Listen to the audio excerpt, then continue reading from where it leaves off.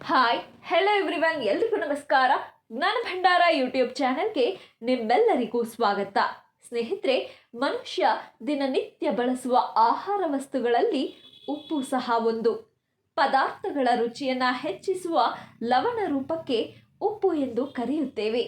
ಉಪ್ಪಿನ ಸಹಾಯದಿಂದ ಕೆಲವು ಆಹಾರ ಪದಾರ್ಥಗಳನ್ನು ವರ್ಷಗಳ ಕಾಲ ಸಂರಕ್ಷಿಸಿ ಇಡಬಹುದು.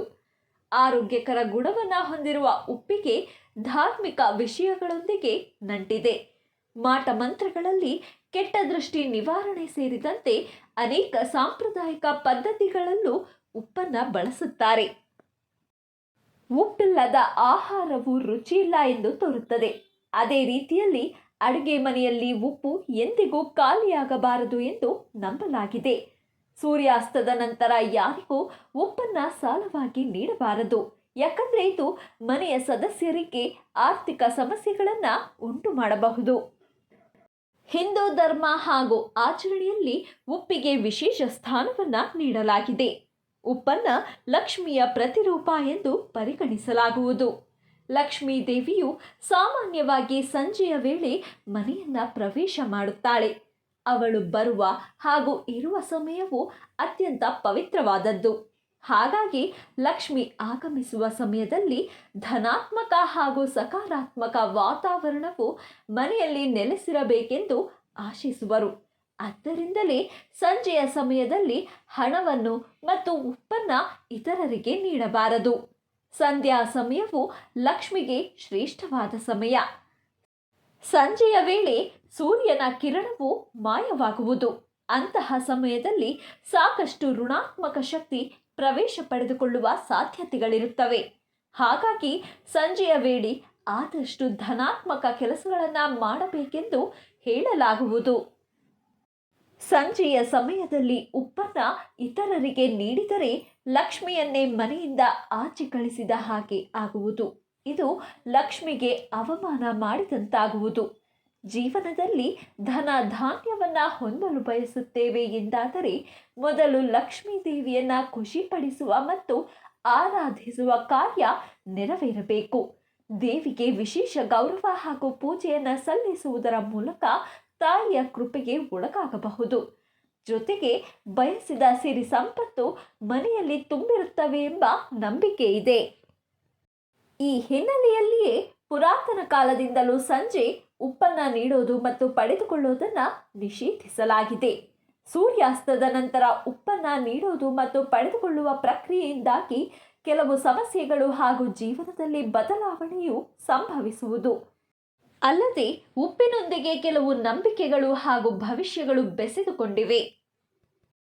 ಉಪ್ಪನ್ನು ಚೆಲ್ಲಿದರೆ ಅದರಲ್ಲಿರುವ ಕಣಗಳಷ್ಟೇ ಕಣ್ಣೀರನ್ನು ಚೆಲ್ಲಬೇಕಾಗುವುದು ಎಂದು ಹೇಳಲಾಗುವುದು. ಹಾಗಾಗಿ ಅನಿರೀಕ್ಷಿತವಾಗಿ ಅಥವಾ ಅಚಾನಕ್ಕಾಗಿ ಉಪ್ಪು ನೆಲಕ್ಕೆ ಬಿದ್ದರೆ ಅದನ್ನು ತಕ್ಷಣ ಎತ್ತಿ ಎಡಭುಜದ ಮೇಲೆ ಹಾಕಿಕೊಳ್ಳಿ. ಹಾಗೆ ಮಾಡೋದ್ರಿಂದ ದುರಾದೃಷ್ಟ ಮತ್ತು ಕೆಟ್ಟ ಶಕ್ತಿಯ ಪ್ರಭಾವವು ಉಂಟಾಗದು. ಉಪ್ಪು ದೈವಿಕ ಶಕ್ತಿ ಹೊಂದಿರೋದ್ರಿಂದ ನಾಶವಾಗುವ ಪರಿಸ್ಥಿತಿ ಹಾಗೂ ವಸ್ತುಗಳನ್ನು ಕಾಪಾಡುವ ಶಕ್ತಿಯನ್ನು ಪಡೆದುಕೊಂಡಿದೆ. ಹಾಗಾಗಿ ದೂರದ ಪ್ರಯಾಣ ಮಾಡುವಾಗ ಜೇಬಿನಲ್ಲಿ ಸ್ವಲ್ಪ ಉಪ್ಪನ್ನು ಕೊಂಡೊಯ್ಯಬೇಕು ಎಂದು ಹೇಳಲಾಗುತ್ತದೆ. ಹೀಗೆ ಮಾಡೋದ್ರಿಂದ ಪ್ರಯಾಣದಲ್ಲಿ ಉಂಟಾಗುವ ತೊಂದರೆ ಹಾಗೂ ಅಪಘಾತಗಳನ್ನು ತಡೆಯುವುದು ಎಂದು ಹೇಳಲಾಗುವುದು. ಉಪ್ಪು ಲಕ್ಷ್ಮೀ ದೇವಿಯ ಪ್ರತಿರೂಪ ಎಂದು ಪರಿಗಣಿಸಲಾಗುವುದು. ಹಾಗಾಗಿ ಮನೆಗೆ ಉಪ್ಪನ್ನು ತರಲು ಶುಕ್ರವಾರ ಅತ್ಯಂತ ಶ್ರೇಷ್ಠವಾದ ದಿನ. ಶುಕ್ರವಾರದಂದು ಉಪ್ಪನ್ನು ಖರೀದಿಸಿ ಡಬ್ಬದಲ್ಲಿ ವರ್ಗಾಯಿಸಿ. ಹೀಗೆ ಮಾಡೋದ್ರಿಂದ ಲಕ್ಷ್ಮೀ ದೇವಿ ಮನೆಗೆ ಆಗಮಿಸುವಳು. ಹಾಗೆ ಜೀವನದಲ್ಲಿರುವ ಆರ್ಥಿಕ ತೊಂದರೆಗಳು ಸುಧಾರಣೆ ಕಾಣುತ್ತವೆ. ಸಾಲ ಬಾಧೆ ಇದ್ದರೆ ನಿವಾರಣೆಯಾಗುವುದು ಎನ್ನುವ ನಂಬಿಕೆ ಇದೆ. ಧಾರ್ಮಿಕ ನಂಬಿಕೆಯ ಪ್ರಕಾರ ನೆಲ ಒರೆಸುವಾಗ ನೀರಿಗೆ 1 ಚಿಟಿಕೆ ಉಪ್ಪನ್ನು ಬೆರೆಸಿ ನಂತರ ಮನೆ ಒರೆಸಬೇಕು. ಹೀಗೆ ಮಾಡೋದ್ರಿಂದ ಧನಾತ್ಮಕ ಶಕ್ತಿ ಹಾಗೂ ಲಕ್ಷ್ಮೀ ದೇವಿ ಆಗಮಿಸುತ್ತಾಳೆ ಎನ್ನುವ ನಂಬಿಕೆ ಇದೆ. ಅಲ್ಲದೆ ಸಾಕಷ್ಟು ರೋಗ ಪೀಡಿತ ಸೂಕ್ಷ್ಮಾಣುಗಳು ನಾಶವಾಗುತ್ತದೆ ಎಂದು ಹೇಳಲಾಗುವುದು. ಪ್ಲಾಸ್ಟಿಕ್ ಡಬ್ಬದಲ್ಲಿ ಉಪ್ಪನ್ನು ಸಂಗ್ರಹಿಸಿಡೋದ್ರಿಂದ ಋಣಾತ್ಮಕ ಶಕ್ತಿಯ ಆಗಮನಕ್ಕೆ ಆಹ್ವಾನ ನೀಡಿದಂತಾಗುವುದು. ಹಾಗಾಗಿ ಗಾಜಿನ ಡಬ್ಬದಲ್ಲಿ, ಮಣ್ಣಿನ ಪಾತ್ರೆಯಲ್ಲಿ ಅಥವಾ ಪಿಂಗಾಣಿ ಪಾತ್ರೆಯಲ್ಲಿ ಉಪ್ಪನ್ನು ಸಂಗ್ರಹಿಸಿ ಇಡಬೇಕು. ಇದರಿಂದ ಉಪ್ಪು ಸಹ ಉತ್ತಮ ಗುಣಮಟ್ಟದೊಂದಿಗೆ ದೀರ್ಘ ಸಮಯ ಬರುತ್ತದೆ. ಜೊತೆಗೆ ಧನಾತ್ಮಕ ಶಕ್ತಿಯನ್ನ ಮನೆಗೆ ಆಹ್ವಾನಿಸಿದಂತಾಗುತ್ತದೆ. ಒಂದು ಪುಟ್ಟ ಗಾಜಿನ ಡಬ್ಬಿಯಲ್ಲಿ ಸ್ವಲ್ಪ ಉಪ್ಪನ್ನು ಹಾಕಿ ಮುಚ್ಚಳವನ್ನು ಮುಚ್ಚಿ ಆ ಡಬ್ಬವನ್ನು ಮಲಗೋ ಕೋಣೆಯಲ್ಲಿ ಅಥವಾ ದೇವಮೂಲೆಯಲ್ಲಿ ಇಡಬೇಕು. ಹೀಗೆ ಮಾಡೋದ್ರಿಂದ ಮನೆಯಲ್ಲಿ ಸುಖ, ಶಾಂತಿ ಹಾಗೂ ಸಮೃದ್ಧಿ ನೆಲೆಸುವುದು. ಅಗತ್ಯಕ್ಕೆ ತಕ್ಕಷ್ಟು ಉಪ್ಪನ್ನು ಮನೆಗೆ ತಂದು ಅದನ್ನು ಸೂಕ್ಷ್ಮವಾಗಿ ಕಾಪಾಡಿಕೊಳ್ಳಬೇಕು. ಆಗ ಲಕ್ಷ್ಮೀ ದೇವಿ ಮನೆಯಲ್ಲಿ ಅಗತ್ಯವಾದ ಸಮೃದ್ಧಿಯನ್ನು ಹೆಚ್ಚಿಸುವಳು ಹಾಗೂ ಮನಸ್ಸಿಗೆ ಸಂತೋಷ ನೀಡುವಳು.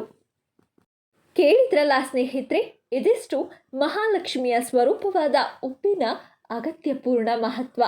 ಇವತ್ತಿನ ಈ ಮಾಹಿತಿ ತಮ್ಮೆಲ್ಲರಿಗೂ ಇಷ್ಟವಾಗಿದ್ದಲ್ಲಿ ದಯವಿಟ್ಟು ಈ ವಿಡಿಯೋನ ಲೈಕ್ ಮಾಡಿ, ಶೇರ್ ಮಾಡಿ. ಹಾಗೆ ಮತ್ತಷ್ಟು ಇಂಟ್ರೆಸ್ಟಿಂಗ್ ವಿಡಿಯೋಸ್ಗಳಿಗಾಗಿ ನಮ್ಮ ಚಾನಲನ್ನು ಸಬ್ಸ್ಕ್ರೈಬ್ ಆಗಿ ಪಕ್ಕದಲ್ಲಿ ಕಾಣುವ ಬೆಲ್ ಐಕಾನ್ನ ಕ್ಲಿಕ್ ಮಾಡಿ ಅಂತ ಹೇಳ್ತಾ, once again thank you guys, take care, bye.